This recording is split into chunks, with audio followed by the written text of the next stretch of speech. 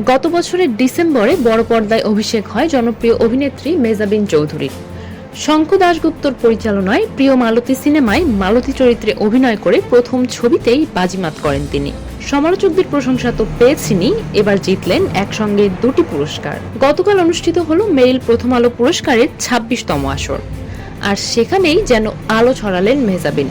প্রিয় মালতী সিনেমার জন্য প্রথমেই মঞ্চে ওঠেন তিনি, কারণ পূর্ণদৈর্ঘ্য কাহিনীচিত্র বিভাগে সেরা চলচ্চিত্রের স্বীকৃতি পেয়েছে প্রিয় মালতী। যদিও এই পুরস্কার গ্রহণ করার কথা ছিল প্রযোজক আদনান আল রাজিবের, কিন্তু তিনি এই মুহূর্তে ফ্রান্সে আলী সিনেমার প্রদর্শনী নিয়ে ব্যস্ত রয়েছেন কান চলচ্চিত্র উৎসবে।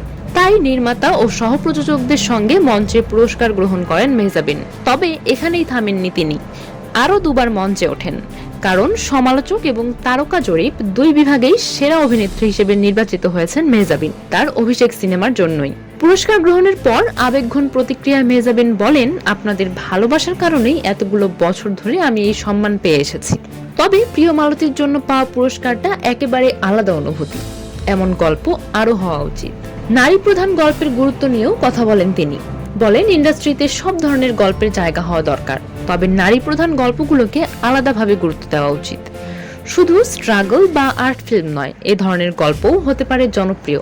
ইন্ডাস্ট্রি বদলাচ্ছে, গল্প বলার ধরনও বদলাচ্ছে, এই পরিবর্তনকে স্বাগত জানানো উচিত। শেষে আবেগ ছুঁয়ে যায় তার আরো এক কথায়। তিনি বলেন, আজকের এই বিশেষ দিনে আমার স্বামী পাশে নেই, তবে মনে হচ্ছে বিয়ের পরই যেন আমার ভাগ্য খুলে গেছে।